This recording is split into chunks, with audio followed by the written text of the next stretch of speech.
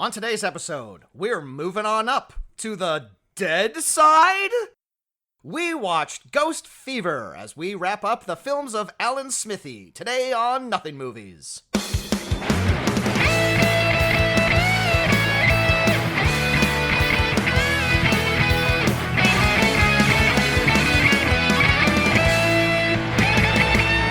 Behold, another episode of the podcast. Behold, weary travelers! Answer me these questions 3, and then you will be able to hear our podcast about crazy movies. How's that for an opening? Behold! Thousands of years ago, on the horizon, the another stars, the planets aligned. The planets are aligning like right now, right? They recently were aligned. I think they're misaligned now. Did I miss the alignment? Yeah. Fuck, I had all of these plans and everything. A big whirlpool opened up in the Bermuda Triangle. And my God, the Titans escaped. I've just been playing so much Mario Kart. It's hard to pay attention to the news these days. Why do they never talk about it? I keep hearing about are like tariffs between the United States and Canada. I completely missed this Titan nonsense. I feel like that would have been important. Kind of overshadowed it by the with the tariff announcement. How about this, CBC? How about Titan Watch? You know, just to let that's a game, isn't it? Titan Watch? It is now. It's the game we're all playing every day. Yeah. Watch over your shoulder. Because we got the Ice Titan, the Earth Titan, the Wind Titan. I'm speaking of Hercules. Right. The Disney movie. I thought we were talking Earth, Wind, and Fire. There's the Cyclops, who's a Titan. Welcome back to the show, Welcome everyone. Back, however you wish to self-identify, to Nothing Movies, where we go through an actor's filmography and we ask the question, the fuck is this? And we find out whether or not it's got a certain something or if it's just a whole lot of nothing. And I'm Kaz Lesgard. That's right. I'm Jameson Rafter. I said all the information I normally say. I didn't necessarily say it in the order I always said it. But No, you got it. But I got there eventually. I got the gist of it. And we are wrapping up our look at the career of the greatest director to never tangibly exist as an actual person, Alan Smithee, by looking at 1987's Ghost Fever, a movie that asked the question, what if Ghostbusters was just, like, so racist? With a tinge of racism, I'll say. Just a dollop. Just like early on in the movie, I'm like, boy, they sure are referencing the American slave trade quite a bit. Little did I know they would be going back to that, well, constantly. Frequently, yes. When you want to cash in on that Ghostbusters gravy train, you're just like, well, we're going to include something that they didn't bring up. And make no mistake, this movie is very much trying to cash in on the Ghostbusters hype, right down to its fantastic end credits song that I am still humming right now. Sung by Sherman Hemsley. He gets two. He gets two original songs in this movie. And I'm like, did he have a singing career? I looked it up on YouTube. I saw him on like a clip of him on Soul Train or something. Hell yeah. And I'm just like, oh, okay, that's just a side of, George Jefferson I didn't realize. Sherman Hemsley, a classically theatrically trained actor. He started off in the Air Force and then became a postal carrier. And he did that to supplant his acting training, and so he got his start on stage. He debuted in some Broadway musicals, and as he was doing that, who should be in the audience one night but a famed television producer, Norman Lear, who came backstage and said, I got a role for you. It's on this show I'm producing right now called All in the Family. And Sherman Hemsley said, I don't want to leave the play for that. Like, I got, like, a good thing going here on this gig. And Norman Lear said, I'll hold the role for you. And 2 years later, Sherman Hemsley appeared on All in the Family in the role of George Jefferson. And for better or ill, that was the rest of his career. I think he may have found himself a little pigeonholed because he essentially played George Jefferson or variations on George Jefferson for the entire rest of his film acting and television acting career. Even when he wasn't literally playing George Jefferson, he was playing a George Jefferson type. Well, that's more than I ever really wanted to know about Sherman Hemsley, but thank you for that, Kat. Well, he's the star Everything of the that movie. you thought you didn't need to know. He's the star of the movie that we're talking about. I had to look up a certain amount. The other You thing, didn't have to. I didn't have to. There That's wasn't true. a gun to your I head. could have just made up a whole bunch of stuff. He also I would have believed you. He also invented the air fryer. Oh, okay. I think I knew that. Yeah, he put it together. He originally it was a joke on an episode of The Jeffersons, sometime in the 9th season or whatever. But then Sherman Hemsley went like, "Wait, the fundamentals of this are really good. I could probably get something here." And then he padded in it, and Can we it was stop solid. this now? We Well, got you there's a lot started of the ball. You started the ball rolling. I have like more notes on this movie than like the last 5 movies we covered. You really seem to enjoy this movie. You were texting me all last night. You were texting me photos. Yeah. And let me tell you, they were all the photos of stuff that I loved too. All the screenshots of the movie. Yeah, I mean, like, objectively, this is not a fantastic movie, but as a fan of schlocky garbage, I was in fucking heaven. It's definitely I up love there. this movie. It's some silly bullshit, I'll give you that. Yeah. Did you get the feeling that sort of just like the tone of this movie, did it feel like a screenplay that was like left over from like Abbott and Costello? Yeah, the 1930s. Absolutely. Like the only reason Sherman Hemsley is in this movie is because the producer's original choice, Laurel and Hardy, passed on it. Yeah, they were dead. Yeah, there was so much recipe here for like, you know, the bumbling buddies go into a haunted house and encounter like the Wolfman and Frankenstein's monster. It's almost to the film's detriment that it is set in modern day 1987. Like if they had done this as like a true throwback and had it been like a black and white movie, and also let's be honest, maybe if it had been like 30 minutes long, it might be like a good little thing, but unfortunately they had to spread it out to an hour and 27. They absolutely did not need to do that. There was a noticeable point where I was like, okay, that just about wraps things up. Wait a second, 30 fucking minutes left. Absolutely. Isn't this scene like an epilogue scene? Everything seems to be wrapped up, and we have a good half hour left to go. But we'll get to that. We're getting ahead of ourselves. Let's wrap up the filmography we've been talking about this entire miniseries and talk about Alan Smithee. Now, we have gone through some of his other credits. I've mentioned on previous episodes that a reason why a director might choose to have the Alan Smithee credit is if a film is re-edited for television or in-flight movies. And there have been some big-name directors who have made big movies that have Alan Smithee attached to the TV credit.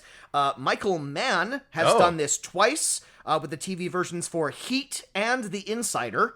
Oh, wow. That seems very unnecessary for him to do, but okay. I mean, I haven't seen the TV edited version of Heat. Maybe it's an absolute calamity. Maybe it cuts out the diner scene. I don't know. I hope not. Yeah. I don't think you can cut anything out of Heat. I do feel like Michael Mann is one of those personalities where it's like, you don't touch a goddamn second of any frame in here. All of it's important, god damn it. This long shot of people driving on the highway where there's no dialogue. Yeah, conceivably you can probably trim that for a TV edit, but it just ruins all the atmosphere and everything that makes Heat compelling. It turns out all they cut out was they just replaced Al Pacino saying "great ass" with "nice butt," and Mann was all like, "Nope, take my name out, not my movie anymore." Not a Michael Mann picture.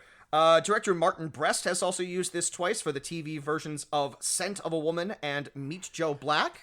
So just anything that, well, I was going to say anything with fucking Al Pacino, they have to... That's true. I actually hadn't thought of that. But yeah, the Pacino is the connection here. That's the factor, yeah. Yeah, absolutely. Yeah, you can't cut any Pacino's dialogue. So he's otherwise. got, what, like 2 Alan Smithee credits under Three his... at Three? this point. Yeah, Yeah. Alan Smithee credits. Ironically, Martin Brest did not remove his name from the next movie he would make after Meet Joe Black, which is a little film called Gigli.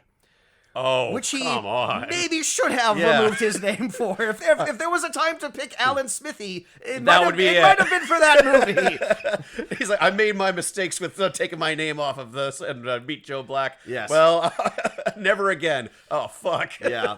Martin Brest, he directed Beverly Hills Cop, Midnight Run, Scent of a Woman, which got Pacino his Oscar, Meet Joe Black, which isn't a great movie, but did give us that Brad Pitt getting hit by the car gif. Yeah, you mentioned that before. And then he did Geely in 2003. Hasn't directed a movie since. Just that. It's a career killer. That movie broke him. Fundamentally broke him. He's still alive. He's still like giving interviews and stuff, but he's just like, no. Don't talk to me about Geely. I'm not doing that again. No. William Friedkin, also the director of French Connection and The Exorcist, he also used Alan Von Smithy, getting a little fancy with it, for his TV edit of the 1990 horror film The Guardian, which even in the William Friedkin oeuvre is a pretty forgotten movie. It's a movie about a couple that hires a nanny to watch their baby, but it turns out she's like an evil tree lady. She's stealing the baby to take to her evil tree god that wants to eat it up with its tree mouth. It's a very goofy film. I was going to say, yeah, that sounds like something a director would probably want to wash their hands of. Well, the theatrical version, his name is on it, but apparently the TV version is just a no-go. Below par, gotcha. Yeah. Dennis Hopper in 1990 directed a film called Catch Fire, which is a thriller starring him and Jodie Foster that was released in theaters under Alan Smithy. Apparently, him and Jodie Foster did not get along during filming. I can see that. Two kind of big personalities. There's a lot of hearsay. Apparently, the story is that Dennis Hopper desperately wanted to work with Meryl Streep, and Jodie Foster is not Meryl Streep. She disliked working with Hopper so much on this movie that she basically blacklisted Hopper to Streep personally. She called Meryl Streep and said, like, never work with Dennis Hopper. And they never worked together. And Hopper took it somewhat personally. And I don't think that was, like, the main reason. I think, the usual shit that has happened with Alan Smithy. Producers have fucked around and changed some shit around. So, released to theaters, Catch Fire does not have Dennis Hopper's name on it as a director. However, eventually he was allowed to do a home video release of his director's cut, which in a rare move, he actually decided to change the title of the movie to Backtrack. Okay. Maybe perhaps somewhat meta-referencing the fact that he got to go back and make his movie all over again. This version of the movie says directed by Dennis Hopper. Okay. So there are two versions of this movie out there. You can watch either one and you can decide which one's better. Which one is the I will do no such thing. Yeah. The 1990 sci-fi epic Solar Crisis was a co-production between the United States and Japan about a team that needs to drop a bomb into the sun to stop it from destroying the Earth, which, if you remember, is the plot of the much better movie Sunrise, directed by Danny Boyle. Okay. This movie stars Tim Matheson, Charlton Heston, Peter Boyle, and Jack Palance. After the film bombed in Japan, which at one point... Okay, you know what, Jameson? Sun bomb, yeah. We could have moved right past that. We could have moved right past the jokes about Japan and bombing, but you had to bring it up. You had to bring it on the table. And I wasn't even thinking about bombing Japan. I was thinking of, it's a plot about bombing the sun. I'm sure that's what everyone and not at the home land was of the rising thinking. sun. Well, it's too awkward now. Now we have to now we have to have a moment of silence. Okay. How long was that? That's probably all right. All right, so that's gonna make for good content. I have to for our audio. I have to remember not to cut that out when I'm editing. Which at one point in time in Japan, the distributors of the film thought this movie was going to do so well they had planned to build a theme park based on Solar Crisis.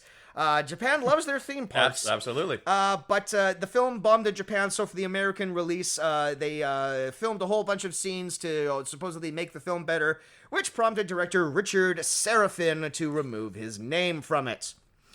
1993, the comedy film The Nut House, nut with two T's, was originally directed by Scott Spiegel, who wrote it along with his lifelong friends, Sam Raimi, Ivan Raimi, and Bruce Campbell.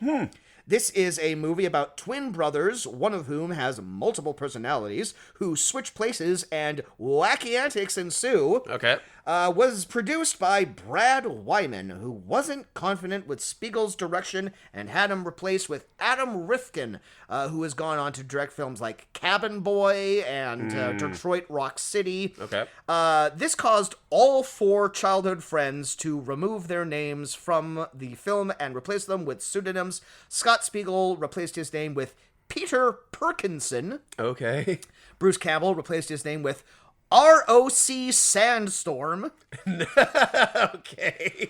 Ivan Raimi was Alan Smithy Sr., and Sam Raimi was Alan Smithy Jr. Okay. So they had fun with it. Yeah. You know, if it's a difficult situation. Put a positive spin on it. Your buddy gets fired from the film that the four of you worked on together. We're gonna have a little fun though. It's gonna be some silly names. That's right. here. Yeah, looking on the positive side here.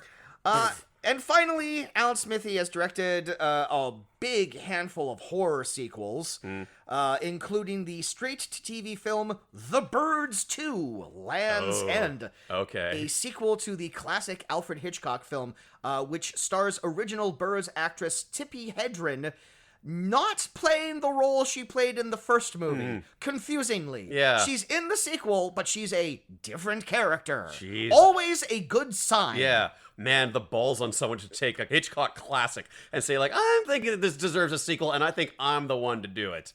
Well, it has been done somewhat successfully before, because there are 3 Psycho sequels. Right. The second one isn't bad. I haven't seen 3 or 4. 4, I think, went straight to home video, but Psycho 2 is okay. It's not a Hitchcock movie, of course, but it's kind of an all-right little 70s thriller. Okay. So, you know, they've pulled it up. But yes, they've never made a Rear Window 2. Right, yeah. Or North by Northwest, Vertigo. East by, yeah. Still vertigoing. Yeah, exactly.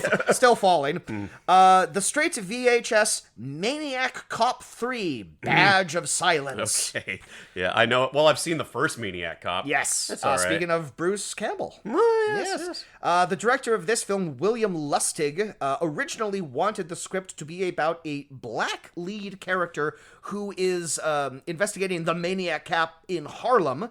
But once again, Japan has gotten their fingers all over this red-blooded American movie, and a Japanese distributor who I take it was footing a lot of the cash for this movie, just blatantly did not want to have a black lead in this movie. Kind of a shitty move on that unnamed person's part. So the script was rewritten so that the main role was played by Robert Davi. Oh, okay. In a script that, according to the director, now made no sense because the main character was a white man. So he left basically during mid-production, and someone else finished up there.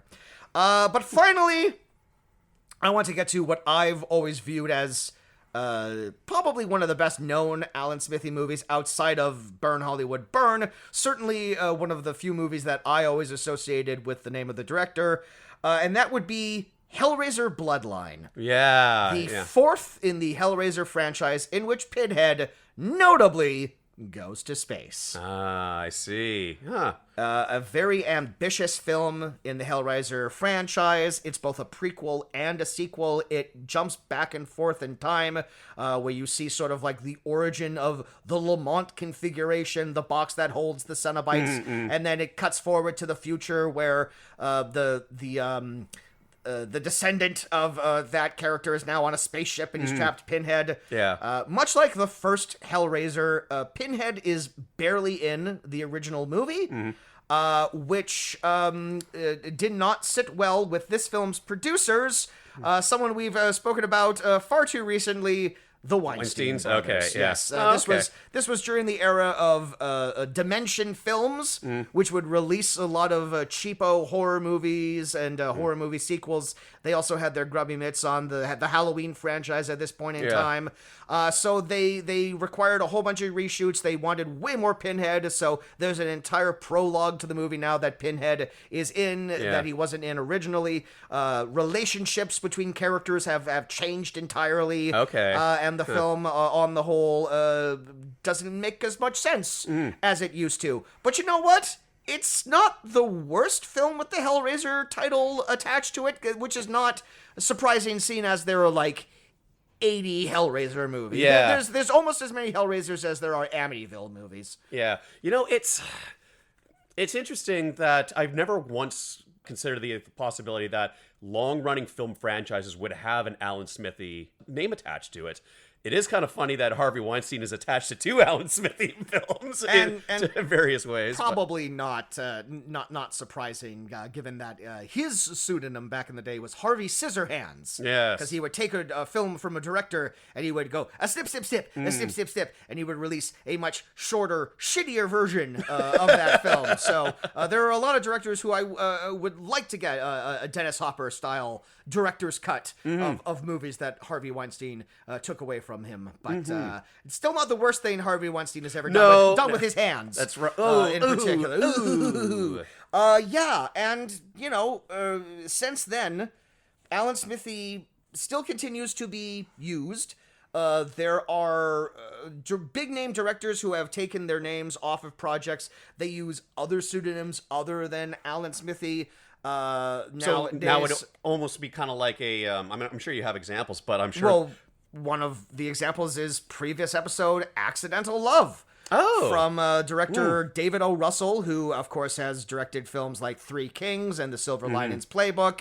But he took his name off of that project because that was a torturous project that he walked away from. And then kind of like sat on the shelf for a while. Yeah, and I think the version that they released, he didn't do any of the reshoots on or whatever. But that's technically an Alan Smithy movie. It just doesn't use the title of Alan Smithy. But I have to imagine that process may as well be called Alan Smithy-ing for a director to choose to do that. Basically, yeah. If you look on IMDb, the most recent Alan Smithy credit, you're gonna have some sort of reaction when I show you this poster. But it appears to be an Avatar parody called Anatar. That is about big blue duck aliens. Oh, I've seen that picture before. Yeah. So this is the most. This is from 2003. It's the most recent Alan Smithy credit on IMDb. But from this point on, if Alan Smithy is attached to it, it is like there's no diamonds in the rough anymore. It's the bottom of the barrel stuff. Like I'm talking like those terrible Amityville sequels that we've talked of before. Yeah. There also appears, according to IMDb, there appears to be a couple of AI-generated films. I was going to say that now are attached to the name Alan Smithy. Yeah, just absolute content farming, movie factory kind of shit. So, Alan Smithy has always been a person that does not exist. Maybe technology has finally caught up with that. Yeah. And now Alan Smithy is now this ethereal ones and zeros being. Filmmaker, yeah. Wow, that's terrifying. That's a terrifying future that we currently live in right now. That's what we have to live with. Man, wasn't there a movie that just came out recently that was 100% made by AI? Well, there's a movie coming out that people think is made by AI. I can't remember what it's called, but Willem Dafoe is in it, and it's well, obviously it's not AI if it has actual actors in it. Although we might get into that point. Give it time. But no, people are saying it's like a movie where like a little girl meets a little furry creature friend or whatever, but people are saying that it's AI, but it's just like shot with like a soft focus lens or whatever. So it has the look. Yeah, it has a real kind of uncanny. It's called polished. The Legend of Ochi. Okay, is what it's called. And let me see if I can pull up some photos from it here. Like just like this kind of looks like an AI generated image. Yes, but it's just kind of the way it's shot and lit. It has kind of like that fuzzy, glossy sheen. Have to see it in motion. Yes, yeah. So yeah, but you're still see. I mean, like every once in a while when I'm at work and I'm on my lunch break, I will begrudgingly still doom scroll through X just to see what hot manure is currently happening in the world. Yeah. And that shit's all because, of course, Elon has his own fucking AI. Yeah. Fucking Grok or whatever. So people are always doing is all like, look, I like animated like this horror scene in AI. Doesn't it look great? And of course it's like, no, it looks like garbage. Yep. And we're just going to get more and more of that AI that no one particularly likes, but the tech bros like it, and they sunk a lot of money into it. And they just want to, take over the creative system there. Like kind of dovetailing this back to Alan Smithy, though. There used to be this method for filmmakers in the industry where, if you're just not satisfied with a project, you just wipe your hands clean of that. And they're removing the need for you to be involved in the first place. is interesting. Yeah, I'm trying to think of like the last like really high profile movie that a director completely disowned themselves from. I think it definitely has to be like one of those. Maybe it was Morbius. Definitely one of those like Sony Spider-Man without Spider-Man movies are definitely like, at one point in time, this was actually like a good script. And I know Morbius in particular went through a bunch of changes. Like at one point in time, Tyrese Gibson was supposed to have like a robot arm and they completely cut that out of the movie. But if you look in a couple of shots of the movie, he still has it. Yeah. And it's just completely, no one ever references it. Yeah, but I think like those big tentpole movies, if we're gonna call like the Sony Spider-Man movies tentpole movies, more like pup tent movies. Yeah, you know, they're kind of just designed by committee, and they just get some whatever director on set to maybe direct a couple of scenes, some people sitting around a table, and all the action stuff is just done by the storyboard artists. Yeah, well, that's the MCU largely too. That's why they'll always get like directors of like art house foreign films or like small independent projects, and it's all like, this movie's basically on rails. This movie basically directs itself. We just need you to like deal with like the actors and all that fruity nonsense. All the previous stuff will handle the rest, you know? Yeah. You know, it's I don't know, I kind of want to, actually, I'll save this for when we do our, what did we learn about Alan Smithy. I just wanted to say that as someone who has made their own film stuff, my bullshit cartoons that you're in, it is an absolute luxury that I've been able to work on something that I've had 100% full creative control over and be able to self-publish. And, you know, I've never been in a situation where I worked on something that I wasn't 100% fully invested in.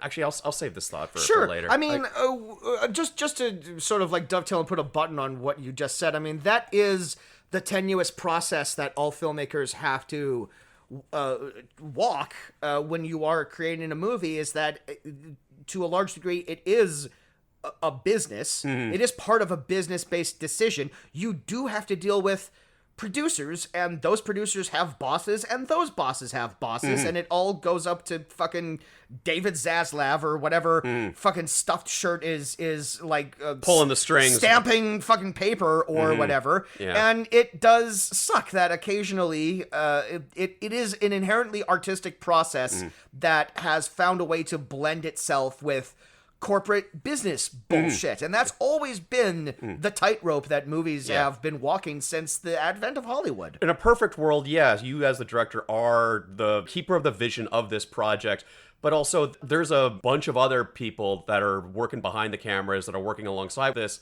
that don't get the luxury of removing their name from the entire process. Yeah, so on the one hand, I want to side with the directors on something like this, but at the same time, there are plenty of examples of people who work on this kind of stuff that they're not happy with, but they're tied to it, and the director gets to abandon ship.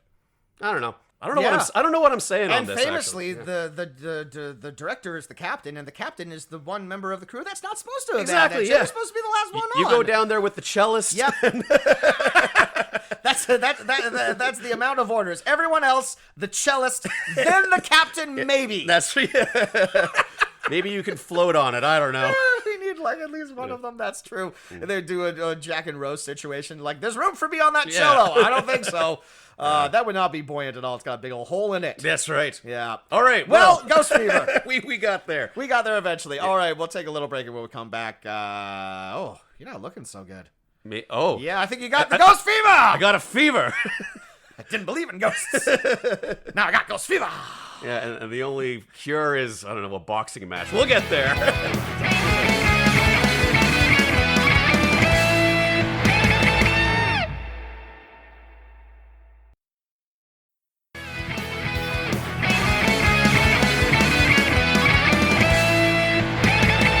All right, look alive. We're back.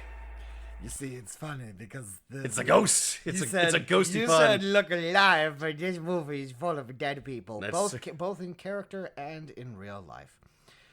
Ghost Fever, filmed in 1984 but not released until 1987. This movie was actually directed by Lee Madden, whose first movie was the biker film Hell's Angels '69. Okay, and he has gone on to... Is that a porn?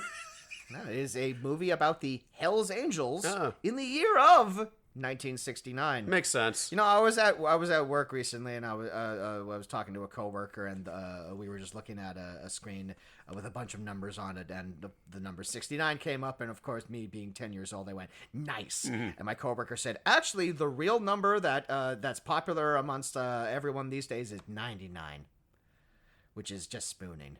Oh, okay. Yeah, apparently that's what people are into nowadays. They just like to cuddle.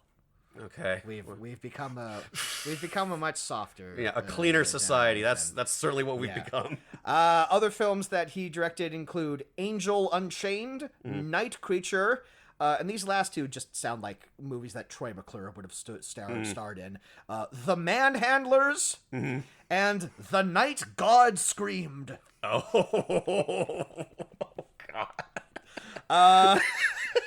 That's it. I just wanted to list this guy's other films. I don't have anything else to say about him.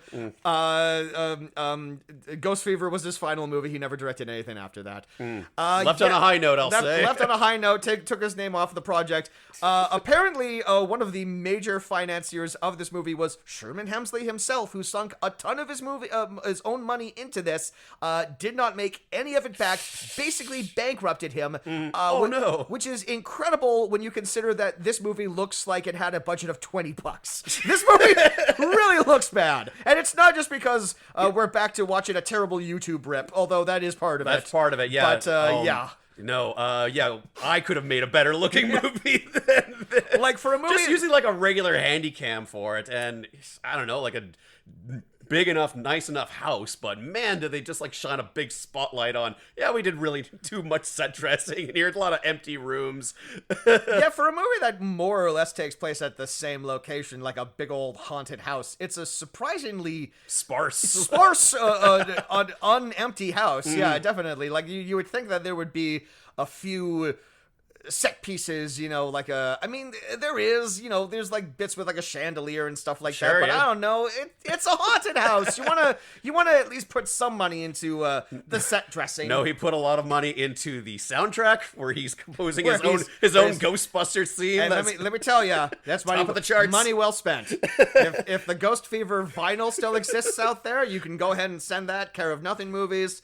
What is your relationship with Sherman Hemsley and the fantastically successful TV show The Jeffersons, which lasted 11 damn seasons? None whatsoever. I kind of just know him as like the Jeffersons as like figures of pop culture, but I never watched any of those I didn't watch that either. I know the theme song. It's always a little. It's always moving on up to the east side to that pie in the sky, big studio apartment in the sky. That's where it stops. Yeah, basically. Yeah. It's funny how pop culture will have that.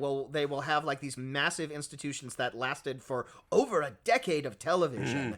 And I've never seen a single episode. I've also never seen a single episode of All in the Family, which that was a spin-off of. But I know George Jefferson is a grumpy old man, and his wife is named Wheezy. That's right. And that's the extent I know of that shit. Yeah. Well, he made this vanity project for himself, it seems, and that's basically where his film career stopped. He had. He continued to pop up in a couple of movies in supporting roles. I think his most prominent role outside of this movie is he plays the second lead in the Hulk Hogan classic Mr. Nanny. But that gives you an idea of what he was left to do and stuff. And like I said, he continued to cameo as George Jefferson in other things, in other TV shows. I think him and his wife, his Jefferson wife, Wheezy, I think they both appear on Fresh Prince of Bel-Air at one point in time I can see as that. the Jeffersons. I can totally see that. Maybe I'm misremembering what show that is, but definitely it was just if your show was filmed in front of a live studio audience and you wanted them to go woo, just drop the Jeffersons in there because everyone knows who they are. Gotcha. All right. So the movie opens in a cemetery where some, I don't know, Scholastic Kid Shows era special effects bring about a ghost. They had just got off the set of Wishbone. Yes, right. A lot of blue circles that expand into the shape of a person. This is in 1880. I think it's a little confusing. They seem to be burying this gentleman. The time seems to be 1880. Yeah, they bury them in 1880, and then it skips a couple of centuries to modern era. 1986 Yeah, or whatever. time as a ghost is very confusing because I don't know. We'll get to that, but yes, it opens on this funeral for this man, and the opening credits silently show up during this funeral scene. And I just want to tell you, Sherman Hemsley, if you want your film career to start, don't have your credit come up over a literal casket being lowered into the ground. I'm like, that was bad timing to have your name show up on screen. May as well be on a tombstone. Absolutely. Yeah, so it's a ghost of a freed slave who is bringing about his friend who was the son of the plantation owner. This is the son of the slave owner that owned him. Yeah. This ghost is Jethro. Yes. Played by Sherman Hemsley. And maybe it's the terrible YouTube rip. Maybe I'm just a fucking dumbass. Took me a couple of scenes before I realized that was Sherman Hemsley. I knew it was someone because it very clearly was someone in a disguise. Yeah. He didn't look like a normal person. His beard was like 2-3-dimensional, if you know what I mean. Yeah. And he was in whiteface because he was a ghost. I guess that's what that was. Yeah. It's kind of hard to tell what was happening there. So he summons the spirit of his buddy Andy, who Andrew Lee, or as he likes to call him, Andy Baby. Yeah. Come on, Andy Baby, you can do it. Get out of that grave, Andy Baby. Yeah, so I guess when Andy's father passed away, Andy freed Jethro, and they've been best buds ever since. And I guess, however long it's been since he died, now is the time for him to sort of coach him through the afterlife. Yeah, and it seems Jethro is here for Andy. We're just gonna call him Andy, yeah. Even though he's like a fine Southern gentleman, Andrew Lee, and yes, he identifies himself early on as one of the nice white people, one of the nice white Southern former slave owning people. Yes, that's the character that we're getting here. Sure. It's like there's one really racist Southern white guy, but then all the other... But his kids all right. His kids are all right, and his grandkids are all right, and they're fine, and they like black people just fine. Sure. And there's no awkwardness there at all, or uncomfortableness. But yeah, Jethro is here to sort of coach Andy through the afterlife, but we also get the idea that Jethro, this is like his job. Yeah. Like he does this with other ghosts as well too. Like he's like he'll always get like random pages from his beeper telling him that there's like, hey, there's a something I gotta settle in like the next graveyard over. Because this is the first moment of confusion. Because like the opening credits tell us we're in 1880. And Andrew Lee has just died. He's being lowered into the thing. And then Jethro, the ghost, meets him on the other side. And then he has a cell phone. Yeah. And he picks up a cell phone, which in 1987, it must have been a huge cell phone, but it looked kind of small. But anyway, yeah, he's all like, oh, there's trouble in China. I gotta go. And then he disappears. And it's like, all right, so is it like the genie in Aladdin type situation where he like transcends space and time, and that's how the genie lives in ancient Agrabah, but he knows who Jack Nicholson and Rodney Dangerfield are? I don't know. It's all time is relevant, I suppose. So Jethro reveals that there's some haunting shenanigans going on from Andrew's dad, who's been brought, well, his spirit has been summoned at the house, or it's haunting the old plantation house or whatever. Beauregard Lee. And Andrew says, my father was a very, very evil man. And it's all like, well, yeah, he owned slaves. Yeah. So you don't actually need to explain any further. It's kind of just slave owner. That's shorthand for bad person. So they take it upon themselves to stop the ghost of Beauregard Lee.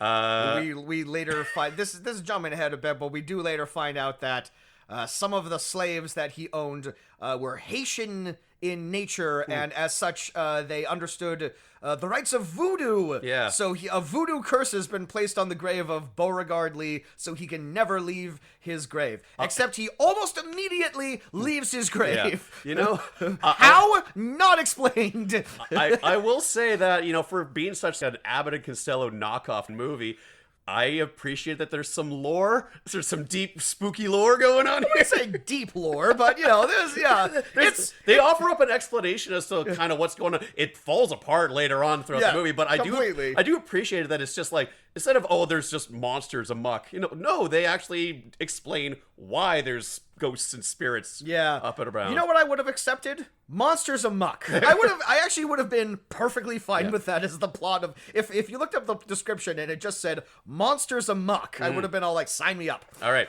So we meet who are, I suppose, our second pair of leads in this movie. We cut to a police station where two cops, one Sherman Hemsley and his partner named Benny, Buford Washington and Benny Alvarez. That's right. And they're best buddies, and they're the only family either of them have ever known. Are we going to go into that further? Nope, not really. Not at all. But they're closer than peas in a pod. So much so that they dress the same, they've styled their hair and mustaches exactly the same. So, the second lead of this movie is a gentleman named Luis Alvalos.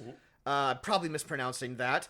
Up until this point that he made this movie, he was probably best known for the classic children's TV program, The Electric Company. Okay. You ever watch that? I'm familiar with it. Yeah, it kind of had like the vibe of like being like the cooler, hipper Sesame Street. Yeah, Morgan Freeman had his start on that. Morgan, right? like the difference between the two shows is Sesame Street had Bert, Ernie, and Big Bird. The Electric Company had Morgan Freeman, Bill Cosby, and Spider-Man. That's right. So somewhat different in tones, but yeah, Luis Avalos was on that. He played a variety of roles. Apparently, he played a Dr. Doolittle type character who talked to animals. But like, I can't really find any credits for him before this movie, and then after this movie he has like a smattering of like small roles and stuff like Jungle to Jungle and shit like that. But yeah, he's a Cuban actor, and no offense, Mr. Avalos, but he kind of just looks like a Cuban Sherman Hemsley.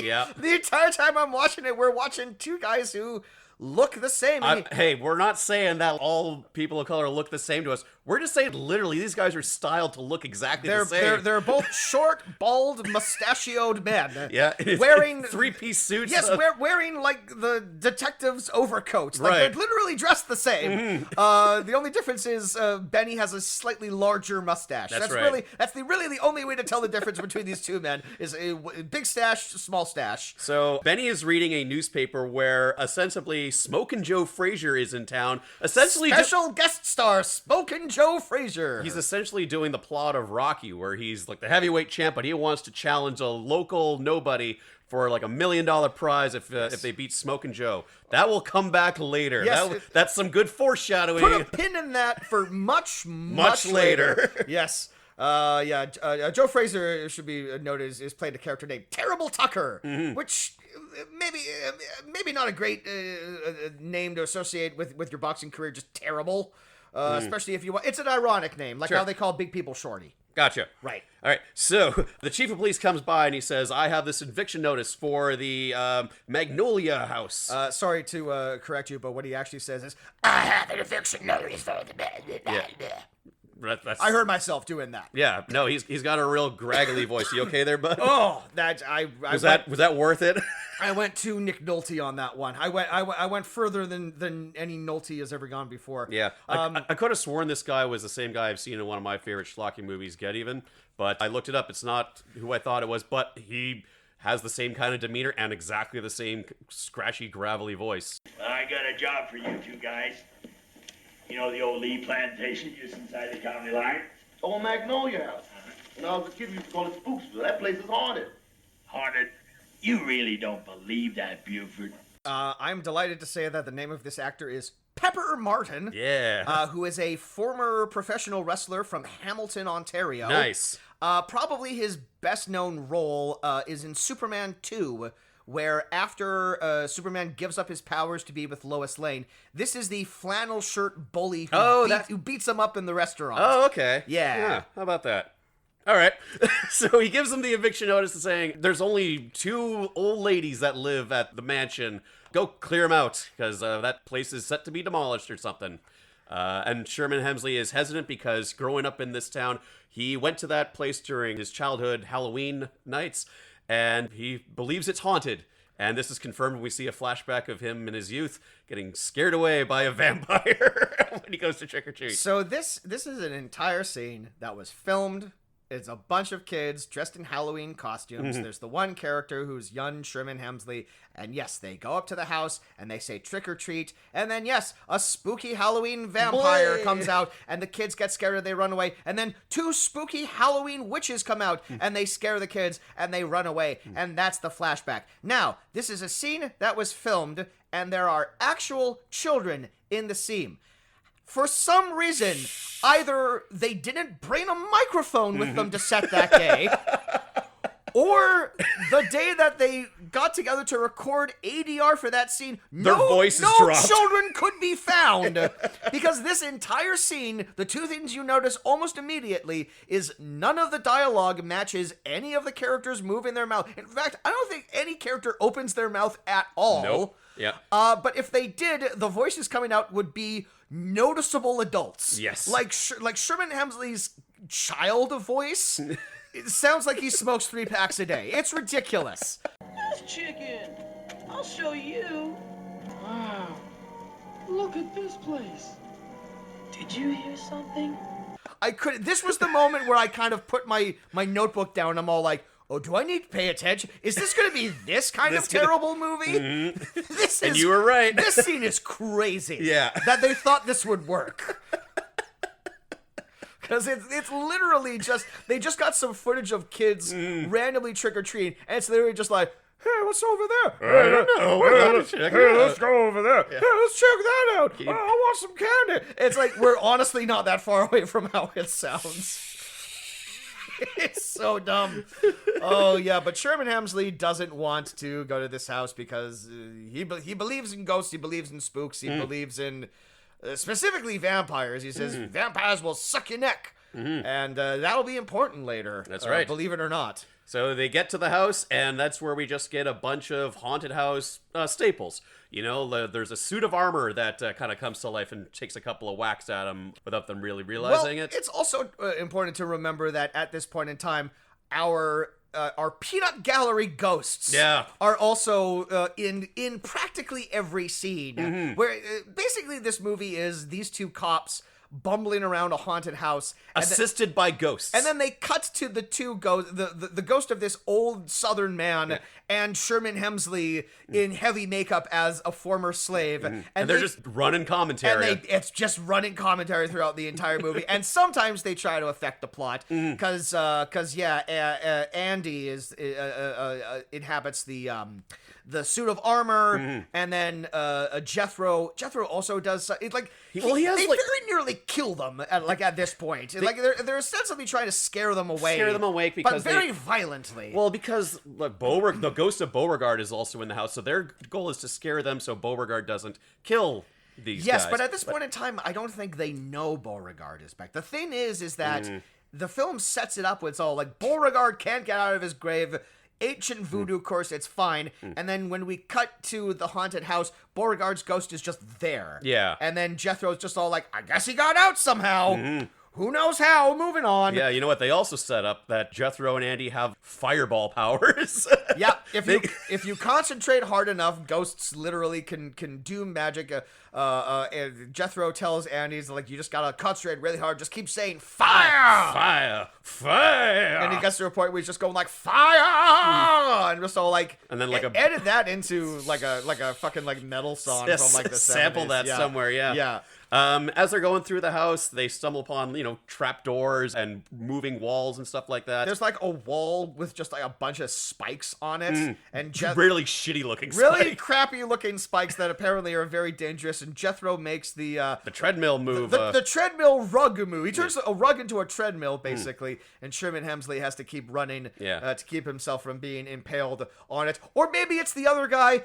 There's really no way to tell. There's honestly no way to tell which one of these is happening at any point in time. Yeah, they find themselves in some kind of science lab torture chamber where Beauregard was running his heinous experiments on his slaves. It's not enough that he was a plantation owner that owned slaves. He has to be a mad scientist as well. Yeah. Who did experiments on his slaves. Such as the contraption where 2 sledgehammers try to hammer someone in the dick, and Spike in the back drills you in the ass. And this just leads to an extended bit where Sherman Hemsley finds himself in there, and he has to keep moving his balls around so they don't get smashed with hammers. And then after he finally gets out, he keeps doing it, so it looks like he's doing a little dance. Yeah, and you can tell, like, the writers and the producers of the movie were all like, that'll fill up, like, what, like 7 or 8 minutes of the screen time? This'll be good. And of course, Benny sees his buddy in this contraption, and he is unfazed. He's like, "What are you doing in there, bud?" "Yeah, it says here the record is 7 minutes. You want to go for 8 minutes?" Yeah. Like, help him out. Yep, and then he comes out and he's still doing the thing, and of course, Benny, being a proud Puerto Rican, he's all like, "Hey, I can do a little dance too." I don't know if I forgot to mention before, but Benny is from Puerto Rico. I mentioned that because it is his only discernible trait. Yeah. And he will bring it up completely unprompted. Yeah. Like, he doesn't even need a reason to mention that he's Puerto Rican. He's proud of his heritage. He's fiercely proud of Yeah. it. Almost as if there's nothing else to this character. That's right.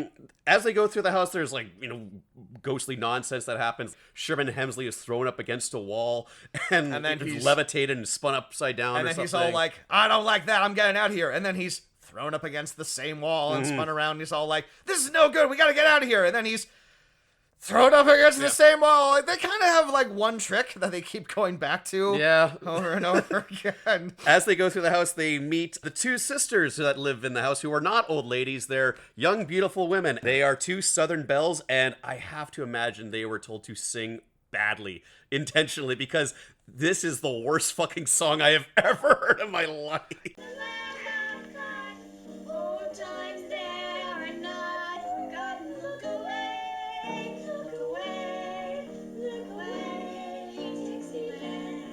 What is it? They're doing like the Dixieland song, right? I guess so. Go away, Dixieland, or some other like classic staple of the South or whatever. South, yes. Yeah.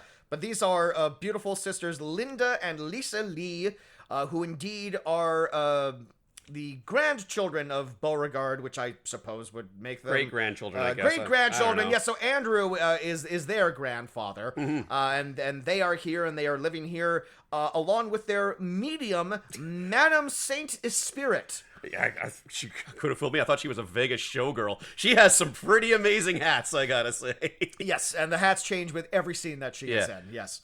So yes, she was brought in because they are aware of Beauregard's spirit coming at midnight or something, and they want to do a big seance to exorcise the ghost, and you gentlemen are welcome to stay here.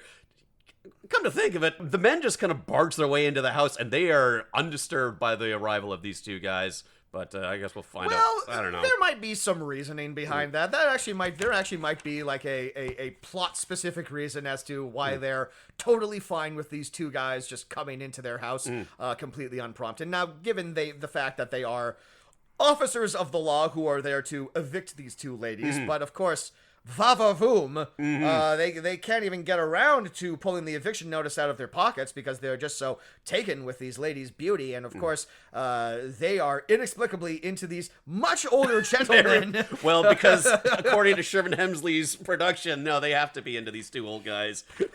Yes, but the 2 sisters, Linda and Lisa, I don't know, the two L's, they've gotten to the point where they're so used to their great-grandfather coming in and causing havoc that when the ghost shows up and starts sending bolts of lightning, special effects lightning, and wind effects, and like moving chairs and everything, knocking over their harps and their pianos and everything like that, they just gotta have like a look of all like, oh, this bullshit again. Yeah, not again, Grandpa. They're completely disaffected by it. It doesn't bother them at all. The medium also doesn't seem too bothered by it, so it seems like she's been here for a while or whatever. But our 2 heroes, of course, are cowering under a table.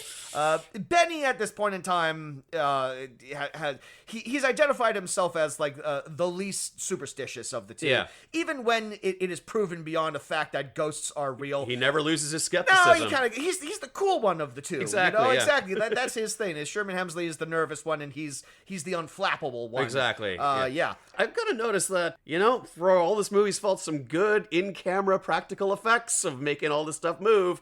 all the shaking furniture. Let's go ahead and put some quotations around the word good. I mean, I think there's at one point where the camera, I thought the entire camera was shaking around during a windstorm, but I think the entire room they were in was on some kind of rig that was like shaking it was like a bouncy castle. It was like an Inception thing where like the room just turns around. Yeah, exactly. Yeah, but I mean, like a lot of the special effects made me laugh. Yeah, like some in particular that we'll get to. But like, it is around this scene where like. The two ghosts are like observing, and Jethro says, I gotta go deal with like something else. What the fuck's up with that? He's just like, I gotta go somewhere else. And then Jethro is out of the movie for like 15 minutes or so, and like he does come back, but like sort of unceremoniously. And what the fuck? Did Sherman Hemsley... He had something to do. He's a busy guy. He has a busy afterlife. He has to deal with all these other new spooks that are jumping up and... Yeah, keep an eye on this for me, Andy. But when Jethro disappears, like, it literally is, like, there's, like, the slide effect sound whistle, and it's literally someone putting a filter over ghostly Sherman Hemsley so that he disappears as if someone's putting, like, someone's, like, sliding... Or like he's on an elevator or something. Yeah. But yeah, he's just like disappearing, and like it literally just goes like, and the film just stops dead. Yeah. So this effect can happen. Yeah. And by the end of it, all I wanted to do was just give a classic John Oliver, cool. Like that was like it just really made me go like. All right, you were really proud of that, I guess. So, in their private moments, the two sisters explain to the medium, and they really give the game away too early for this. They explain that if they lose the house, they will die. So, we kind of know already that there's some supernatural shenanigans going on with this. The medium... I might have missed that line of dialogue entirely. Now, to be fair... Well, it was also the scene where one of them says, when? When? Now, to be fair, they might. The reason they said that they might have performed the line of dialogue as, if we lose the house, we'll simply die. We'll just die. And so no, maybe I didn't pick up on this. You heard those men. They're officers with eviction notices. We can't live anywhere else. If we lose Magnolia House, we'll die. Very smart screenplay, laying the seeds of what's to come. Yeah. Oh no, we've already said too much. Yeah. So they say, well, to hold these guys off from doing the eviction and keep them around till midnight where we can do the seance, we'll just seduce them because that's what these pretty ladies do to these old guys. It kind of seemed like that's what they wanted to do in the first place. So they invite them to dinner. There's some nonsense where Sherman Hemsley tries to get away again, and the ghost flips him upside down. There's a part where the spirit medium says, oh, the ghost of Beauregard wants you, Sherman Hemsley, to do a stereotypical jig or something. He says, I'm not going to do that for a white ghost. And then he gets spooked into doing it. And it's the George Gershwin song Swanee, Swanee, how I love you, which, didn't start off this way, but has unfortunately over time had connotations with sort of the minstrel acts of the 20s and the 30s, like shucking and jiving and all that sort of thing. So it's a somewhat tinged song for someone to do, especially within the circumstances of a black man being forced to perform it for a racist ghost. But thankfully, the scene where Swanee is performed is mercifully short, and it's never brought up again. Nope, it's brought back again. Almost immediately. All three women do a reprise of... And it's the dumbest shit you've ever seen. Like he does this somewhat to get the ghost from off his back to stop him from literally zapping him with force lightning. And then after he does it, he's all like, "I can't believe I just did that." And then the women, the two women literally go like, "That's such a catchy song," and then all three of them immediately burst into this intricately choreographed little number, and I'm just like, "What?" This is the moment where I wrote, "What the fuck is happening? What is going on? What is going on now? Yeah. What reason do you have to break into song? What madness is this? Yeah." And there's an interaction between our two ghost friends, Jethro and Andy. Yet again. And when we cut back to the dining room table, all the women are inexplicably drunk. Like they're falling over themselves. There's like 9 wine bottles on the table. Benny and Buford have conspiratorially between themselves come up with the plan, because during this dinner scene, the ghost of Beauregard, who now Jethro and Andy are like physical beings. We can see them. They're like white. They're like Casper type ghosts or whatever. Beauregard, for a good chunk of this movie, is just not visible. No. Because there's a reveal coming. And for some reason, they couldn't think of a way to hide the reveal other than just not have anything there. There's a lot of instances where people are running away from nothing. Yeah. Where they're interacting against nothing. Where, like, the camera is positioned in a way where, yes, there would be rule of thirds. There's someone actually in that frame, but no. But in this dinner scene in particular, Beauregard has joined them at the table. There is, admittedly, a fairly clever moment where we see the stop motion eating of a leg of chicken, which is literally just like they remove pieces from a chicken and then shoot it and then remove another piece and then do it. There's another scene where a wine glass is moved across the table by magnets or something. So good on you. And then as the chicken effects. disappears, you hear a ghostly nom. That's how you know he's eating it. But they discover during this dinner scene that the ghost can drink wine, and so they say, if we get the ghost drunk, maybe he'll get so drunk he'll pass out, and then we can escape from the mansion, which, when you say it out loud as a sentence, is the most ridiculous thing I've ever heard, but it works. Amazingly it works. So he's drunk, and the three women are I suppose, drunk because they've been going pound for pound with the ghost, I suppose. So everyone is passed out in this scene. Yeah. But of course, Benny and Buford make too much fucking noise. Yeah. And wakes the ghost up, and this entire scene was pointless. Yeah. The one image that, like, could be mistaken for something mildly scary is Benny actually manages to dive out of a window and fall into the mud. And he is pulled back in. He literally gets out of the building, but the ghost grabs him by the legs and pulls him back in. And he goes, "No, I don't want to go back." And it's like, okay, like if you were just watching that scene on TV, that's almost a scary thing. You could be mistaken for this. That this would be a horror movie. But both of I think Beauregard gets a chandelier or something falls on his head, and he gets knocked out, and then Benny gets knocked out as well. Yeah, they try to escape the house, doesn't work. They come to in the separate rooms with the ladies. Benny is in a hot tub with one of the sisters, and Sherman Hemsley is in his Ebenezer Scrooge pajamas being woken up by one of the ladies serenading him with a saxophone. Yep, that's an accurate description of what happens. He wakes up in a tub with the sister, so he wakes up naked with a lady. Great for him. Yep. Sherman Hemsley has gone the other way. He's wearing more clothes than ever. And yes, and one of the lady, Linda, or whoever, it doesn't matter which one. And at this point, the men have completely forgotten that they're here to do like an eviction. That they're cops, and they are just fully on board with just getting with these ladies. Because why not? Yep. I'm already naked. I'm already in this tub. Might as well. Yeah. One of the sisters says to Sherman Hemsley, "My grandpa won't want me to be with you," and he says, "Neither rain nor sleet nor hail," does the whole male creed or something. Yeah, which is something apparently Sherman Hemsley knew because he was an actual mailman. And then like a storm breaks out in in the bedroom, and he's all like, "You're not gonna get me!" And he opens a cupboard and he puts on a rain slicker and he grabs an umbrella, and it's all like, "We fucking get it!" It reminded me so much. Have you ever seen the Dolomite movie, The Human Tornado? I have not seen. I have seen the Eddie Murphy movie about the Dolomite movies, but I haven't seen the actual Dolomite movies. So with little shades of that, little shades of Ghostbusters in here. It is kind of if Dolomite. Well, but Dolomite did that. He did Petey Wheatstraw, The Devil's Son-in-Law. So he actually made his own supernatural comedy movie. Interspersed throughout all this, we continue to get our running commentary from our two ghostly things. As you mentioned, Jethro fucks off for like 15 minutes here, which means we're treated to scenes of a single scene will just be like Andy ghostly walking into frame, looking at a clock, going, "Where are you, Jethro?" And then end of scene. I need your help, Jethro. God damn it! Why do we need to include any of this bullshit? To pad a movie that doesn't need to be this long. That isn't even an hour and a half. Yeah.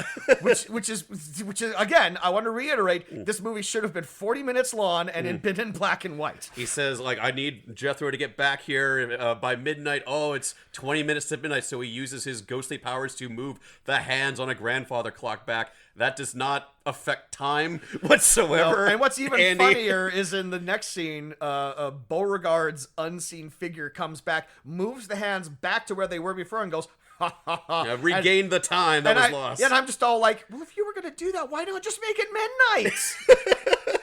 if that actually If you're worked. not playing with the fucking rules of space and time, just fuck it. I don't know. So Benny has found himself some weird ceremonial guard uniform. He looks like a Russian czar. Yeah, like I don't really know. Quite get what it is. I don't really understand what it is either. No, if it's like traditional Puerto Rican garb, I don't think I apologize. I don't think that's Puerto I don't Rican. think it is. So he and one of the sisters seem to be going steady, and they come across a billiard room. Oh yes. Yeah, where we get some more amazing practical special effects, including a floating pool cue courtesy of Beauregard. In the billiards room scene, in which, correct me if wrong, might be the single longest scene in this entire movie. The billiard scene really doesn't. So basically, it is just Benny versus Beauregard in a friendly game. In a friendly game of pool, even though Beauregard cheats constantly, and they literally just play a full-on real-time game of billiards in the middle of this movie, which extends to them fighting with pool cues. Yeah, like fencing with the pool cues, where we see the amazing special effects of this glowing animated pool cue. It's literally just drawn onto the celluloid. I know, It's but literally just like a pencil crayon drawing of a pool cue. But they get pretty creative with it. I mean, like it scales as it goes through the actual depth of field. It gets better as the scene goes on. There's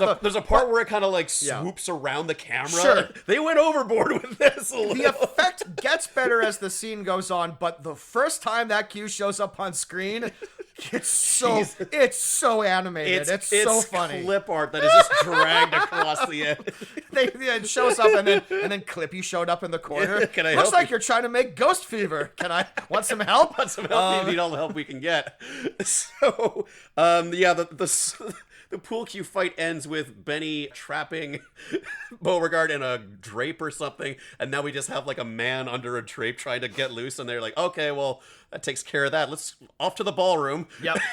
Where we get to perhaps my favorite scene in the movie. So our two couples, they start doing a waltz, but Beauregard makes his presence known, and I mean, once again, a brilliantly choreographed dance number breaks out just apropos of nothing. Where did the music come from? How did they know like these like step forward 4, step 2, back 2, step forward another 2? I mean, I can like they're perfectly in sync, and they've just seemingly done this on spur of the moment. I mean, I can buy that the women might know these steps because of course they probably went to a couple. What else do they have to do? They probably went to a couple of cotillions or whatever back in the day. But these two guys shouldn't know shit. I mean, they're modern women. What are we talking about? Yeah, they're totally from the 80s. Gotcha. Yep. So yeah, Beauregard makes his presence known, and Sherman Hemsley and Benny. Forget the actor's name, but whatever. Benny's an easy one to remember. Yeah, we'll just call him Benny. It's Sherman Hemsley and Benny. Those are the stars of this movie. Yeah, get a load of this, Ghost, and they do a little soft shoe rendition. Whatever. I get that they've been friends for a while. They probably do. They probably did work out like a tight 5-minute secret soft shoe tap dance number. Yeah. And the Ghost does it himself, but Sherman Hemsley says, "Hey, you're invisible. We can't tell if you're actually doing the steps." So the Ghost manifests himself a mummy costume. I love this. A chubby mummy costume. It is. He does look like he's trying to sell children's cereal. Yes, I do. Yes. Real Michelin man here. Accompanied with a bow tie and sunglasses and a top hat and cane. And a top hat and cane. Yeah, and he just proceeds to break dance and do some moonwalks and shit. And I just wrote down, "Oh yeah!" It's pretty great, and we always throw some images up on Instagram about these movies that we do. This will definitely. This be is one absolutely of them. going. Everyone needs to see what this fucking ghost looks like, this mummy ghost. Yeah. And my favorite thing about it is the transition from the in-camera effect of the ghost corporealizing and getting the sheets wrapped around him, which goes from like an in-camera effect to cuts to a man in just like an actual man, wrapped in bandages. The two images don't match up at all, and it's so funny going from one to the other. Yeah, because it's obviously not the same thing. What? So while he's busting a move, the score is accompanied by Sherman Hemsley's Eyes in the Dark. Available now on vinyl and cassette tape. Hottest jam of summer '86, I tell you. And the ghost full-on starts breakdancing, which is objectively the funniest thing he could have done at that point in time. So I will give the movie that. Did you like the part where he puts his cane and top hat down, and as he's doing like a backspin, he knocks it away? Left it in the movie. Well, yeah, one take at this. But just when the mummy's about to win the fucking dance-off and save the community center, Jethro returns, and he forces the mummy to explode. Which is so funny, because when he disappears, he goes to great lengths to do, like, the in-camera effect of, like, yeah. But, like, this time, Andy is just standing there, going like, oh, Jethro, it's almost midnight. Oh, where are you? And then Sherman Hemsley just pops up from, like, beneath the cameras, all like, I was here the entire time. What's going on? Sorry I'm late. Where did you go? Don't ask me. I've been here the entire time. I was off camera, so you couldn't see me. Yeah. So it's time for the seance. They join the French medium in her snowflake headdress or whatever. So, okay, I want to highlight this, because this was one of the most ridiculous things that happens. Well, again, just completely underlying how unnecessary these narrative ghost characters are. The medium comes back in, and she announces to the entire room, it's almost midnight, it's time to do the seance, everyone come with me into the next room. And then it cuts to the two ghosts, and Jethro goes, and we'll be there too. And I'm just like, thank God. At this point in time, you might as well just be like talking directly to the audience. Fucking like, join us. Rosencrantz and Guildenstern. Join us, won't you? Yeah. In the next scene. What wacky antics will we get up to there? Join us, friends. I was just like, and we're coming too. Shut up! You don't need to tell us. Mm-hmm. So the seance goes by, and I guess Beauregard's spirit is now manifested in the other room, where he is revealed to be a southern vampire. Not just a vampire. Literally the vampire from the earlier flashback scene when Buford went to the house for trick-or-treating. Because this script is tight as a fucking drum. Absolutely. Everything was important. If you weren't paying attention, you're going to be lost. Yeah. Yes. So it turns out this entire time, he wasn't being haunted by a racist ghost. He was being haunted by a racist vampire who was also a mad scientist plantation slave owner. You got it? You got that, folks? Everybody got it? All right. Now, Jameson, it took me a couple of scenes before I clued into the fact that this character was supposed to be a vampire. It might have been useful if they gave him, like, some, like, discerning vampire traits that could, like, easily identify him perhaps as a vampire, because he's just dressed like a normal guy. Are you serious? He's got a cape and he's got big fangs. He doesn't just have, it's just so funny because he's like a plantation owner. Why does he have a cape? Why does he have a fucking Dracula cape? Because he's a vampire. That's vampire. If you're a vampire, that's what you have to wear. That's right. And it's not just that he has fangs. They gave him the fucking blood. Yeah. They gave him of blood that fucking vampire thing. That why for so long did we think vampires just didn't know how to wipe their fucking mouths? Like they're just walking around with it, just like, that was good blood. Better leave some of it, so I'm super scary to look at. Yeah. It's just dribbling down my mouth. Yeah. Around this point, Beauregard reveals like his grand master plan, which is, this is where we turn out zombies. Why do you want to turn out zombies? So we can haunt graveyards.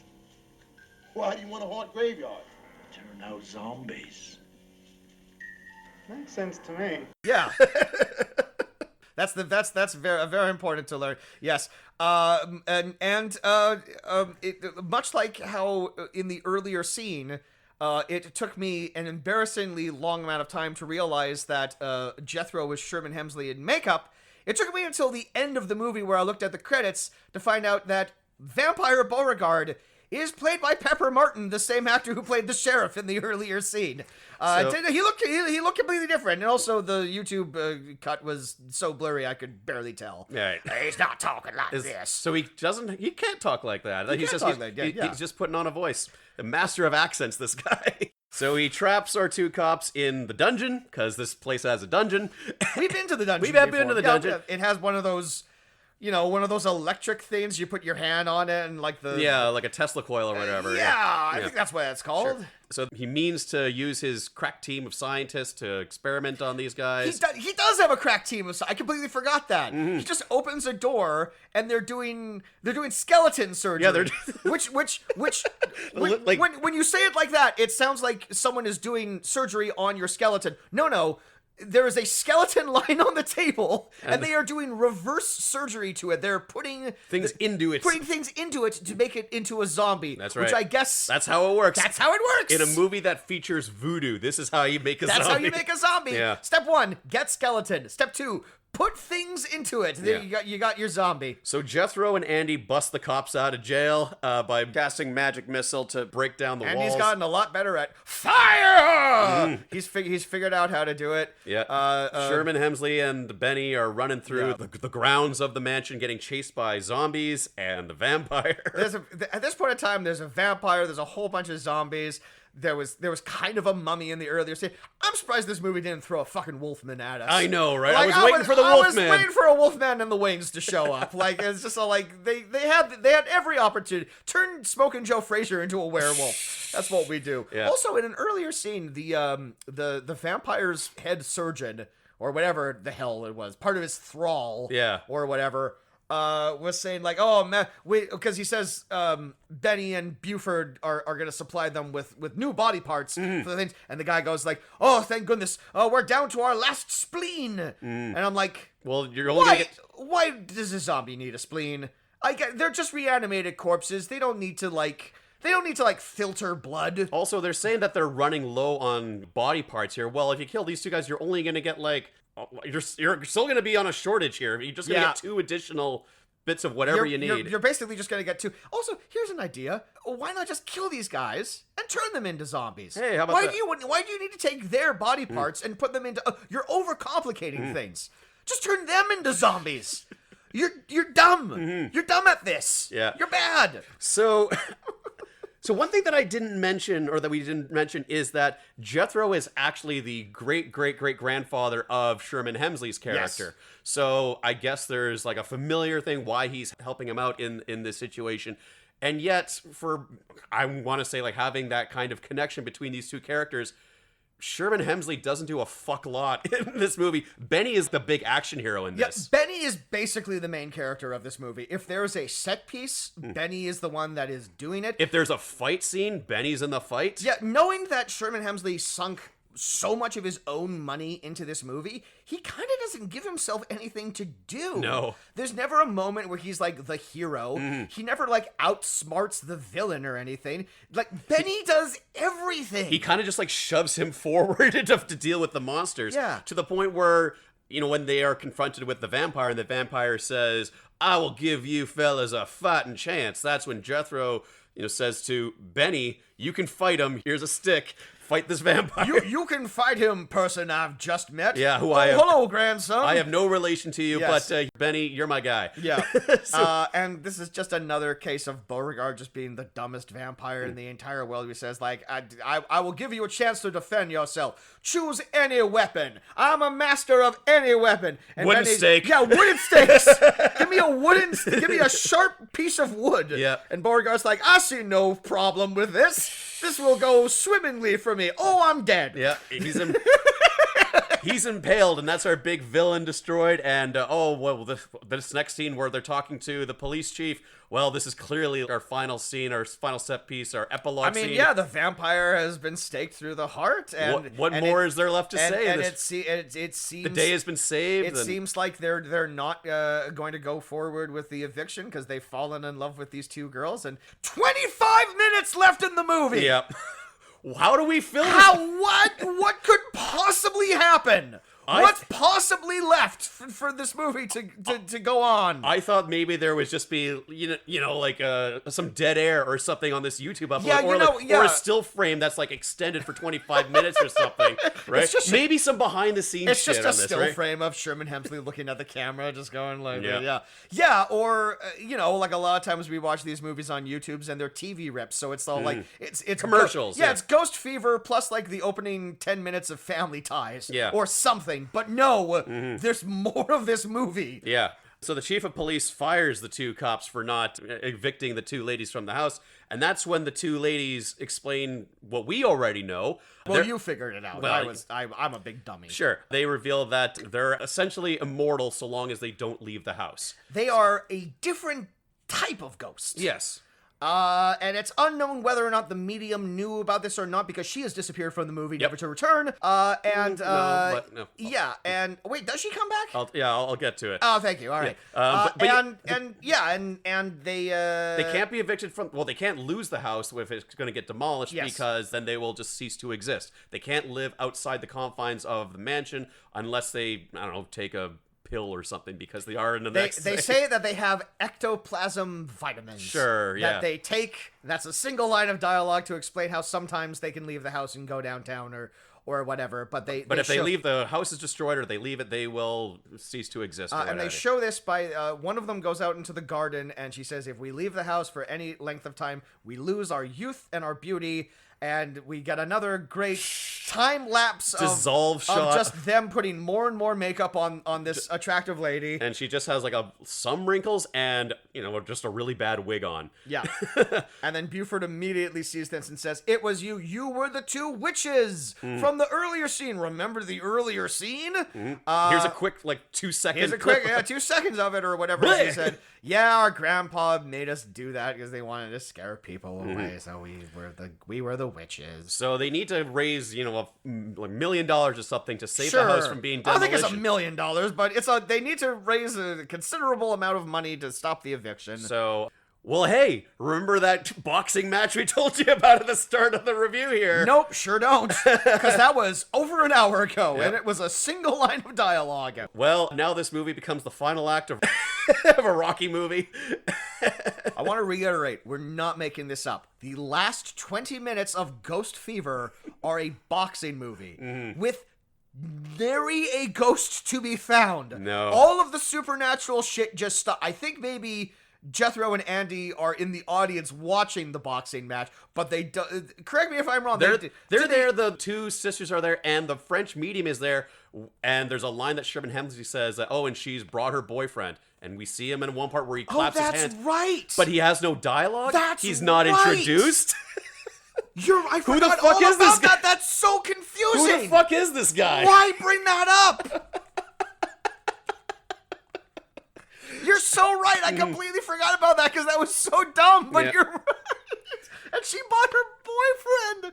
Oh, yeah. So Jethro smokes some weed and blows some smoke onto Benny, which gives him the confidence to step into the ring. And That's right. And he faces Smokin' Joe Frazier. Yes, Benny, a man, let's say charitably in his late 30s, early 40s. Sure, yeah. Yes, is fighting the heavyweight champion of the world. That's not. And Sherman Hemsley is his trainer, which honestly just gave Sherman Hemsley another excuse to wear a robe. Yeah, it's like any opportunity I can be in a robe, but that's not what I would like. And also not to do anything. Yeah, I'd rather not be the star. You know what? I'd rather not be the star of this movie. You get into that ring and fight Smokin' Joe for me. Now that we're actually on set, turns out I don't like acting that much, and I would rather not be the star of this movie. So the fight starts, and it's just fucking Marx Brothers shenanigans in the ring, where Benny's like backpacking, Smokin' Joe, running around the ring. I'm going to be perfectly honest. I may have taken a tiny little nap during this moment. Yeah. I woke up for the ending, but the boxing stuff, I will defer to you, Jameson. I don't really remember. I mean, it's a real shitty fight. Like, Benny's headbutting him and everything. But the day is saved when once again Jethro and Andy start hucking fireballs at Smokin' Joe, which the crowd imagines as, Benny's throwing those fists so fast that we can't even see. Throwing a fucking Hadouken at him. Yeah. It seems to be if there's a problem in this movie, fireballs. Yeah. Fireballs solve every issue in this film. Yeah. So Benny wins the match and he gets the big prize money, but the chief comes by with a different fucking voice in the locker room. And he forgot what he was doing. Yeah. He's playing the chief, but he's using his fucking Beauregard voice. Yeah. And he says that, like, it doesn't, like, yeah, that the house is saved or something, but, like, they're still out of work or what have you. So the chief just comes by to gloat? I guess. He's just so, like, doesn't he fire them at this Maybe, moment? yeah, maybe I'm I remembering think he that. fires them here. I think you're right, Because yeah. he's all like, you went behind my back and you got the money, and I had a personal reason to want to see this house demolished Yeah. or something, so I'm firing you. You're not police officers anymore. So back at the house, there's a bittersweet ending for our couples here. A tearful goodbye. And I'm like, well, don't.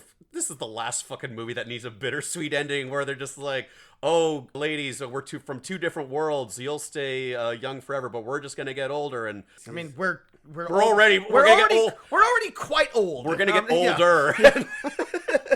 So like, it's just not gonna work for us. And they tearfully say their goodbyes. And as they're driving away, they said like, well, we're out of jobs. We don't have the loves of our lives anymore. We'd be better off dead. And Jethro and Randy are in the backseat going, well, why didn't we think of that? And then they... Fireball!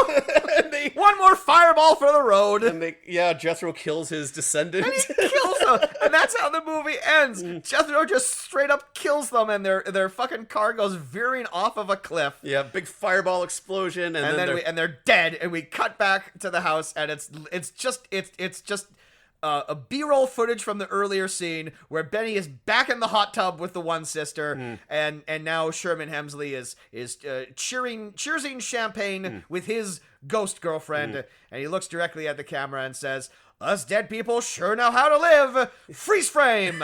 Cut to credits. Cut to Ghost Fever by Sherman Hemsley, the title track. of the Didn't movie. used to believe in ghosts, but I got ghost fever.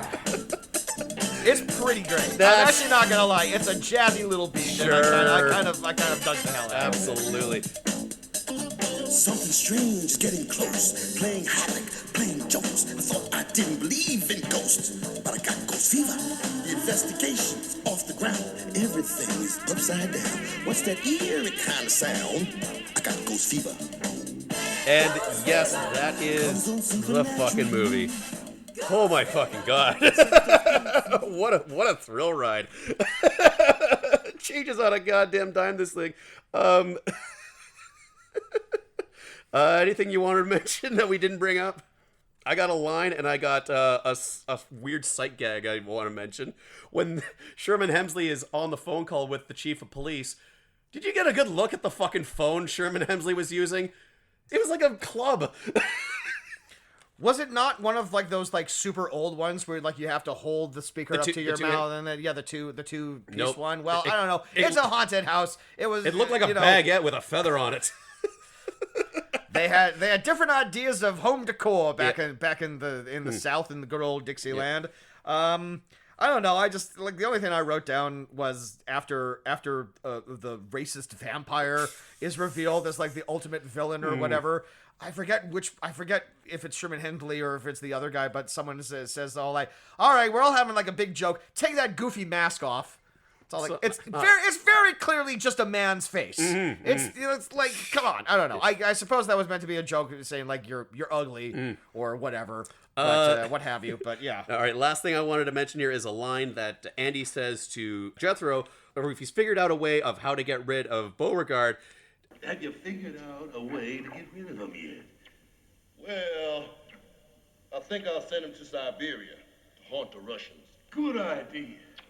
That's his ambition, to send him to Siberia. He's not talking about, like, he hasn't figured out a way to do that. He's just saying what he would like to do to Beauregard. They have no plan. They have no plan. They don't even know how he got out of the grave. He was just already there. Yeah. And apparently, according to the sisters, he's just been there forever. So it's like he never was in the grave to begin with. So, Jethro, you're bad at your job. You're bad at your job. You killed your grandson. Yeah, you fuck off for hours at a time, Yeah. not telling anyone where you're going. You're bad at this. You're bad at this. You're very clearly a younger man in a fake beard. Pretty good aim with those fireball attacks. That's of the yours. one thing you're good at. It's the one thing you know how to do. You're getting a pinch. All right, well, Kaz, Ghost Fever. Is this something, or is it something? It is undeniably a dumb as dog shit movie that is like very clearly poorly made. And even more so than the 2 previous movies we've watched here, you can literally see the parts of it where it starts becoming an Alan Smithy movie. Like, this entire boxing subplot must have been forced into the movie at some point in time. Why though? Why are we doing this? Because it's only casually mentioned once in like an earlier scene. It was just all like, I don't know. It's like a producer was just all like, would it be cool if we got Smokin' Joe Frazier to be in this movie? And it's all like, he's available for this. It's like, why? yeah, but I mean, there's not really like a boxing scene. It's like, can we write one? I mean, it's all like, sure. It's like, can it be a fourth of the movie? Right at the very end after you've killed the vampire? Yeah, I guess. An edit from a completely different movie. Yeah, why did, like, oh, we have to solve the money problems from the house. Well, why don't you just, I don't know, make a treasure room that's been hidden for years and they stumble upon it and then they find the gold and they get the money that way. And then the movie's over. And the movie's over. Wraps it up kind of nicely, like a mummy. It's very clearly a fun movie to talk about. Absolutely. And as a result, it may or may not be a fun movie to watch. I had a pretty good time with it, but it's still a piece of shit.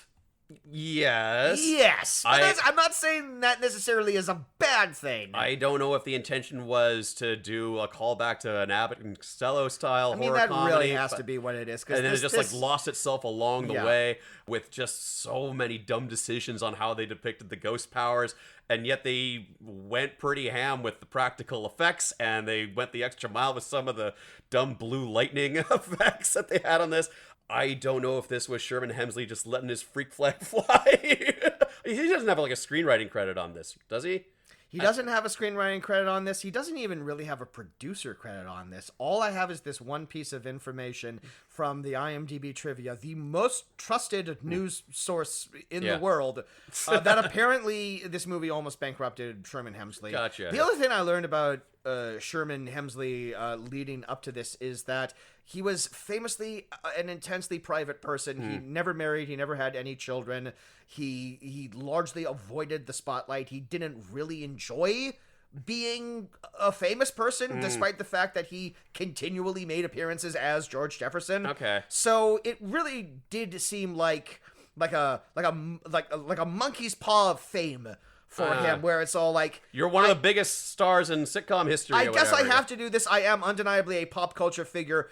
I would rather stay at home with a good book or whatever the hell he did in his private life. What was the point I wanted to make? Fuck. There's enough bonker shit that goes on in this movie that it made for like a fun ride for me. To coin a phrase from one of the Red Letter Media guys, really good bad movies find new ways to be bad. And I just had a blast watching this. It's a ridiculous movie. I am going to recommend it to my other buddies when we have bad movie nights. It is super goofy. It is super cheesy. Don't be fooled by this poster that includes shall we say a Slimer-esque ghost that is appearing behind them. Nothing like this appears in the movie whatsoever. Although now that I am looking at this poster again, it does straight up tell us there will be a vampire later on in this movie. Yeah. But there were no bats in the movie. I don't think that's the right house. But no. And at no point in time does Sherman Hemsley's hat pop off his head in fear. Right. But yeah, Ghost Fever. Ghost Fever. Check it out. We got it. If you have it too. And if you have Ghost Fever, talk to your doctor and see what can be done, what vaccinations you can get for it. So, Alan Smithy, what did we learn? I learned that directors are a temperamental bunch. Who will take their name off a movie for a variety of reasons, whether or not I agree with them or not. I can see why someone would kind of want to wash their hands of this movie and the entire experience, but I had fun with it. Yep, but then in other cases, we watch something like Let's Get Harry, and you're all like, you know what? Totally serviceable. Absolutely. I would keep my name attached to that. Yeah, but, get over yourself there, creative. Yeah. Yeah, like that's kind of what I learned on this. Yeah, I don't know. It was an interesting journey to go down, just talking about the concept of a director that does not exist. I tend to like when we have discussions on subjects like this instead of like one actual person with a career to talk about. We're actually kind of doing something a little more abstract. I don't know what I'm going at here, but I don't know. It's something that no one really thinks about. And I don't know. It's just it was an interesting ripping the Band-Aid off. Ripping the Band-Aid off. Thank you. Sure. Yeah. Okay. And it was just I was about to make a point, but then you interrupted me again. Damn it! You have to be used to that by now. Oh. It's been 6 years, Jameson. You have to have built up a tolerance for me interrupting you. I would have appreciated if you would just learn to stop. Whatever. We're not having this. Do I strike you as the type of person To learn that a lesson? learns anything? Jameson, my friend, I haven't learned a thing. I love you for it. But we had a discussion earlier this year, and it seems like going forward with this year, we're going to stay on this trend of topics rather than actors. We've covered the careers of actors enough, and certainly it will come up on these episodes. Absolutely. But there's more. We're kind of more interested in like broad subjects, More abstract stuff. Yeah. Yeah. We got some stuff cooking. Yeah, we do. And, Yeah. I don't know, Lucky listeners. and I don't know if we've settled on which one we're doing next, but you'll find out eventually. Absolutely. You'll find out We'll soon. know eventually. We will know. We'll settle on something. But in the meantime, that was Ghost Fever, directed for the final time by Alan Smithy. By the great Alan Smith? No. Question mark? By You decide. By the infamous. By the Alan infamous. Smithy. That's He is appropriate. nothing if not infamous. And if you enjoyed this episode, this infamous podcast, please. We're not infamous yet. No. And you know what? Let's hope we never are. Yeah, absolutely. Yeah. Wouldn't that suck? It would. Just like we put out all this content, and then like one of us like shoots the Pope, and then all of a sudden there's like this big asterisk on the podcast from now on. Yeah. My money's on you. My money's on you. Well, I'm I'll take that bet. Okay. Well, now that I think about it, I had not an opportunity. You had an opportunity to kill the Pope. I went to Rome a couple of months ago. I went to the Vatican City. And You had more. You had. I was close Much enough. more of an opportunity than I didn't see the guy, but I'm just gonna say. I was casing the joints. I'm just gonna say, Jameson, if the Pope ends up dead tomorrow, there's more evidence to suggest you killed him than I did. Yeah. I have never been to Vatican City, for one. So Yeah. my hands are clean. Yeah. Well, I have no intention of killing the Pope. Catholic Church, please don't come after me. I know you're a very powerful organization. Yeah, who definitely listens to this Who absolutely podcast. listens to Yes. two jackasses like us. If you like this episode, please check out our back catalog. Our old episodes are under the title of The Fuck Is This? It's just the same show. It's just us. We're just a couple of lads. We're just some men. We're just having some fun. We're just talking about movies. We're just normal men. We're just normal men. That's what I was trying to do, and I couldn't remember it. So thank you for getting me there. You can follow us on Facebook and Instagram, and we'd like to thank Eddie Lamb for his fantastic theme music. You can follow me on Letterboxd. I'm Kaz Lesgard. I'm Jameson Rafter. Subscribe to my YouTube channel to check out my cartoons and shit. I didn't come up with another thing to end our episode with. We'll have to think of something. I don't know. We got Ghost Fever. I don't know. What is Sherman? We leave you now with the music of Sherman Hemsley. What is Sherman? The only thing I know Sherman, like George Jefferson didn't really have a catchphrase. He just went Wheezy. Yeah, that was the catchphrase. He was just Wheezy. I guess so. Well, Wheezy. Wheezy, and a very hearty Wheezy And to a you. hearty Wheezy to all of you listening out there in podcast land. All right, bye.